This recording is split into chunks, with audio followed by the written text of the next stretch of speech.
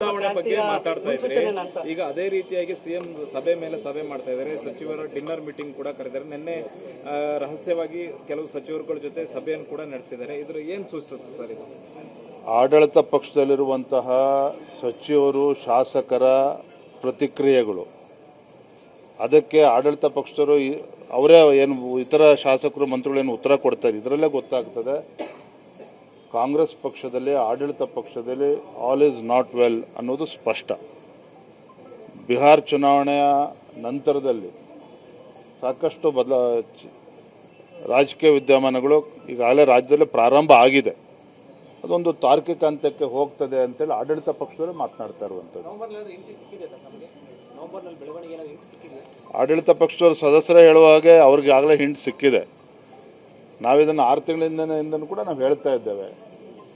ಆದರೆ ಮುಖ್ಯಮಂತ್ರಿ ಕುರ್ಚಿಗೆ ಗಂಡಾಂತರ ಬಂದಿದೆಯೋ, ಇನ್ಯಾರಿಗೆ ಅದೃಷ್ಟ ಒಲಿತದೋ, ಅದೆಲ್ಲವೂ ಕೂಡ ಕಾದು ನೋಡೋಣ. ಥ್ಯಾಂಕ್ ಯು, ಧನ್ಯವಾದ.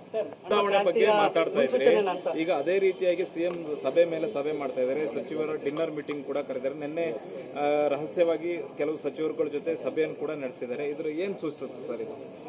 ಆಡಳಿತ ಪಕ್ಷದಲ್ಲಿರುವಂತಹ ಸಚಿವರು ಶಾಸಕರ ಪ್ರತಿಕ್ರಿಯೆಗಳು, ಅದಕ್ಕೆ ಆಡಳಿತ ಪಕ್ಷದವರು ಅವರೇ ಏನು ಇತರ ಶಾಸಕರು ಮಂತ್ರಿಗಳೇನು ಉತ್ತರ ಕೊಡ್ತಾರೆ, ಇದರಲ್ಲೇ ಗೊತ್ತಾಗ್ತದೆ ಕಾಂಗ್ರೆಸ್ ಪಕ್ಷದಲ್ಲಿ ಆಡಳಿತ ಪಕ್ಷದಲ್ಲಿ ಆಲ್ ಈಸ್ ನಾಟ್ ವೆಲ್ ಅನ್ನೋದು ಸ್ಪಷ್ಟ. ಬಿಹಾರ ಚುನಾವಣೆಯ ನಂತರದಲ್ಲಿ ಸಾಕಷ್ಟು ರಾಜಕೀಯ ವಿದ್ಯಮಾನಗಳು ಈಗಾಗಲೇ ರಾಜ್ಯದಲ್ಲಿ ಪ್ರಾರಂಭ ಆಗಿದೆ. ಅದೊಂದು ತಾರ್ಕಿಕ ಹಂತಕ್ಕೆ ಹೋಗ್ತದೆ ಅಂತೇಳಿ ಆಡಳಿತ ಪಕ್ಷದಲ್ಲೇ ಮಾತನಾಡ್ತಾ ಇರುವಂಥದ್ದು. ಆಡಳಿತ ಪಕ್ಷದವರು ಸದಸ್ಯರೇ ಹೇಳುವ ಹಾಗೆ ಅವ್ರಿಗೆ ಆಗಲೇ ಹಿಂಟ್ ಸಿಕ್ಕಿದೆ.